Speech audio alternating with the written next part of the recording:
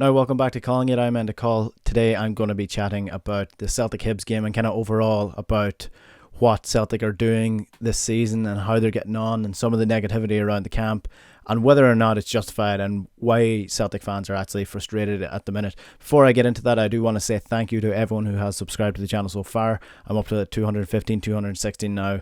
If you haven't subscribed and you do like watching the videos, please subscribe to the channel because it does help. Just hit the subscribe button below and you'll be notified for any new videos. I will be doing as much Celtic videos as I can. I do work full time as a journalist in Dublin as well, so it can be quite busy at times, but I am trying to bring as much Celtic content to YouTube as I can because there isn't that much for the size of the club. I actually expected there to be more. So if you do like the videos, do subscribe to the channel. It does help me out any way possible, and plus you'll get some more Celtic content going forward. Like I said, I do want to talk about Celtic and their season so far. There does seem to be a bit of a negativity around the camp and around fans in general online, frustration that Lennon isn't the man for the job, that he's not picking the right teams. And some of it is justified, some of it's not justified. So looking objectively towards what the season has been as a whole so far. So obviously you have the mess up with Bully Bolingoli. That is something that you can't really expect.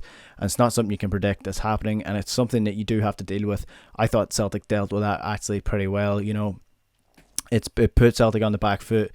They disciplined him hard and they got him out of the club as quickly as possible. So I think that you have to give Celtic credit in that sense for actually dealing with that situation. It has left them very light at left back, but apart from that, like that's the best outcome. It's the only thing you could do if you he actually damaged Celtic's season. So absolutely, definitely dealt with that properly. In terms of transfers, I think the transfer situation has been pretty good this year. In terms of the last couple of years, Shane Duffy has come in and definitely bolstered the squad. El Yunusi is staying on for another year. Ajeti has come in.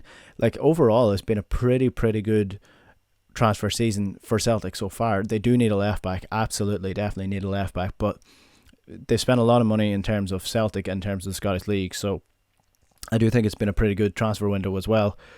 As for results, Celtic have only lost one game this year. It's been against Ferencváros. It was one of the worst results in recent memory and it damaged the season. It's really put a dampener on things. No Champions League football is a pain in the hole, and you do want to be playing Champions League football. It will be nice that Celtic will be playing in Europa League, hopefully, if they get through this next qualifying round, but you know, one loss in so far in the season is pretty decent. I know they're coming up against poor enough opposition, but I mean, it's not as if they're not blowing these oppositions away. They beat Hamilton 5-1, beat Ross County 5-0, and I know there's been a couple of bad performances here and there with the draw against St Mirren and the game last week against Livingston. It wasn't the best performance in the world, and again against Riga midweek, some people have been saying that was a really bad performance, but Riga haven't lost in Europe so far this year. So, and it was clear to anybody watching that game that Riga had 10 men behind the ball the whole time. So it was never going to be a 5-0 against a team that defensive. It was always going to be a 1 or 2-0 victory in Riga. So it was always obviously going to be a difficult game. Now, I do completely understand the anger and the annoyance of the lackluster performance because Celtic were sloppy. They weren't really creative enough. And ultimately, I think the frustration comes down to the team selection. The team selection that Neil Lennon is putting out is inconsistent throughout the season. He's not starting two up front. He's not starting two strikers when he does start two up front. And that's a real frustration. That is where it's coming down to. So ultimately, what I think is Celtic's best team, I'm not sure if people agree with it. I think it's a 3-5-2. You put Barkas in goal, 3 at the back with Shane Duffy, Julian and Ayer. Then you get Jeremy Frimpong as a right wing back. I think that you should be playing either El Yunusi as a left wing back and see how he gets on, or you get James Forrest as a left wing back. I didn't think he played too badly when he did take up that position. He scored in that game as well. So I don't think that was a bad performance. In the midfield, Callum McGregor, I think Olivier Ncham, and I think Ryan Christie. That's the 3 in midfield. I don't think Scott Brown's good enough to do it anymore. And that is another frustration I know Celtic fans feel. And then going forward from that, you have Albi and Ajeti and you have Edouard up front. Or if you're not starting El Yunusi as a left back, you have El Yunusi as the second striker and you have Edouard up front. Ryan Christie for me is not a striker. He doesn't belong there. He's a number 10. He's far better when he's playing as number 10. And I know a lot of people haven't been happy with Ryan Christie's performances. I think they've actually been pretty good. He's been solid over the last couple of weeks, got a couple of assists, a couple of goals. I think he's been solid, and he's getting the blunt of the abuse that people should be not aiming towards Neil Lennon, but frustrations at Neil Lennon is falling to the feet of Ryan Christie because he's been playing as a striker, but that's not his position. So you're criticising a player who's playing out of his natural position in an unnatural position, and he's trying to adapt to it. I don't think as much as his fault as it is Neil Lennon's fault. Now, one of the issues with Neil Lennon, and it's something that people feel across the season and across the last couple of years, is that he's too loyal to his friends and too loyal to the players he likes, like Scott Brown, for example. Scott Brown has been a brilliant player for Celtic over the last couple of years, but is he the player that he was 2 seasons ago?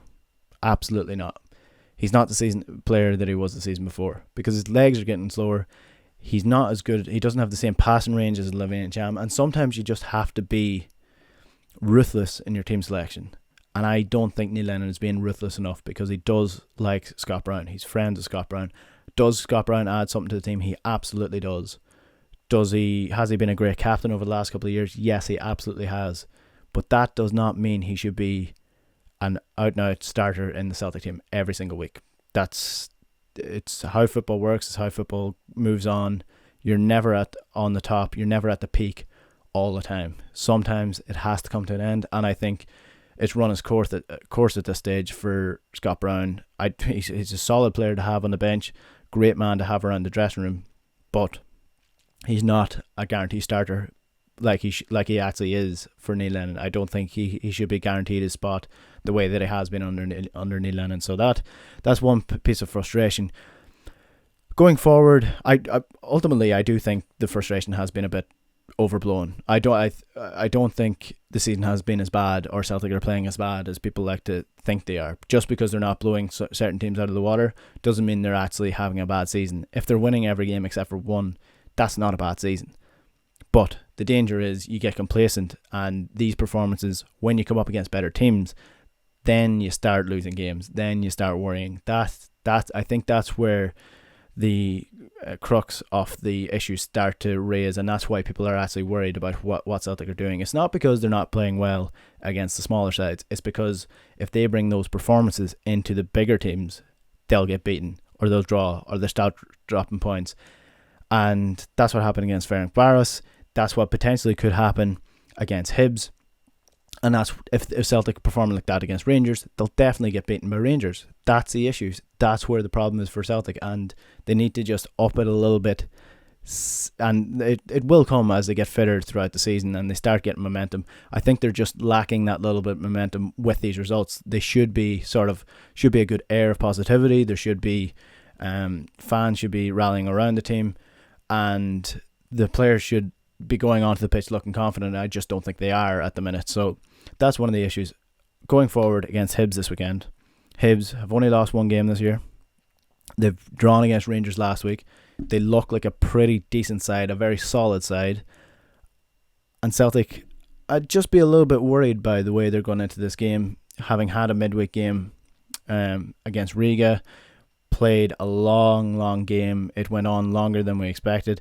So I do expect a couple of changes to the starting lineup as well to the one that started against Riga. So I think Jeremy Frimpong has to start. He was phenomenal against Riga coming off the bench. He was the only player that showed a little bit more of creativity, a little bit of ingenuity when he got into the box or when he got into the final third. El Yunusi should start, and I think Albion Ajeti should start as well. So I do expect Neil Lennon to make a couple of changes going into this game. But whether or not he will, Brown especially, like I said earlier in this video, Brown needs to take a bit of a rest. He's played pretty much the whole game in all of the fixtures so far, so he needs to take a rest. He needs to change up that midfield. Celtic have already 6 or 7 midfielders that they can play in different positions depending on the formation. I went through the depth chart in a video a couple of weeks ago.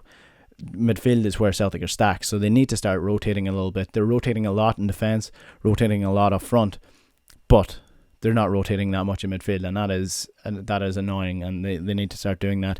I do think they will struggle a little bit against Hibs this weekend on Sunday. I don't think it's going to be an easy game. They definitely can't take this one for granted.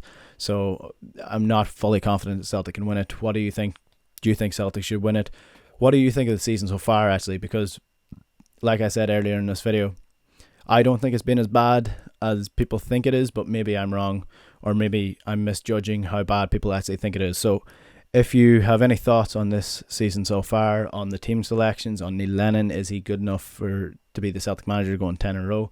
Are Celtic even going to win 10 in a row this year? Let me know in the comments below. And like I said, thanks to everyone already who has subscribed to the channel, but there are still, I can see behind the scenes that a lot of people are watching the videos that aren't subscribed. So if you haven't subscribed to the videos and you do like them and you want to see more, subscribe to the channel. Just hit the button below and you will get notified every time there's a new video. I'm End of Call has been calling it. I hope you like this video. Let me know again how you think the season is going in the comments below, and we'll chat to you later.